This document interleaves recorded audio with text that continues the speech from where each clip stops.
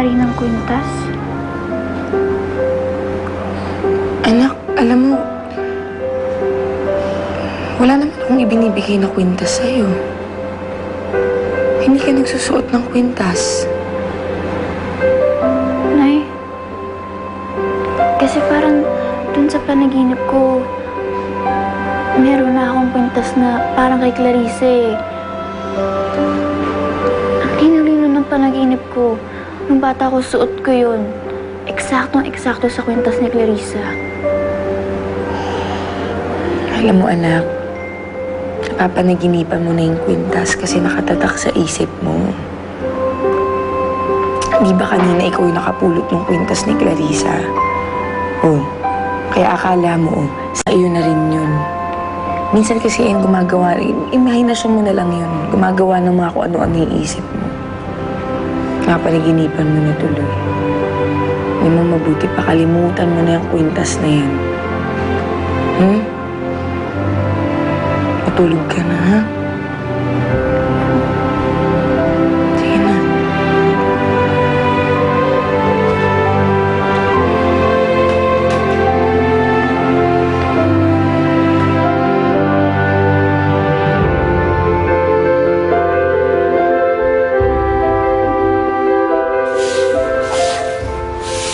Catherine, Sir Charles, napadalaw kayo.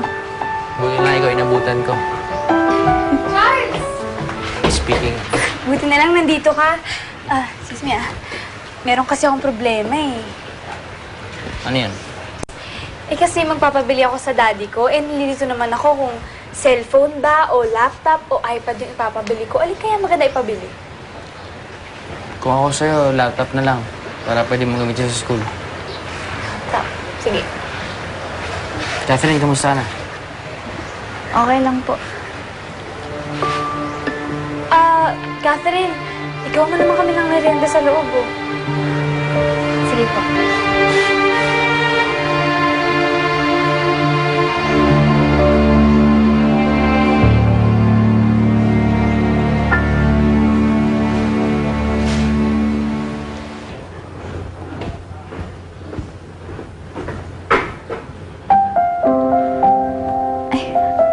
Sir, kain po muna kayo para may lakas kayo sa trabaho niyo. Ha? Salamat, ha. Buka muna, Catherine. Alam mo, tagal ko nang pinag-iisipan tong coaching to, eh.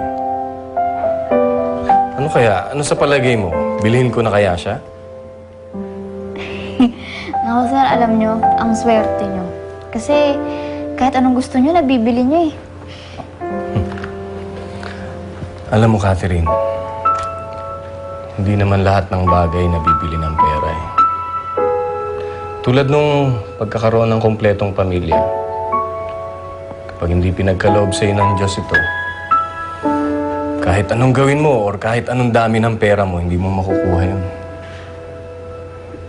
Sir, hindi naman po madamot ang Diyos. Kahit sa mga mayayaman.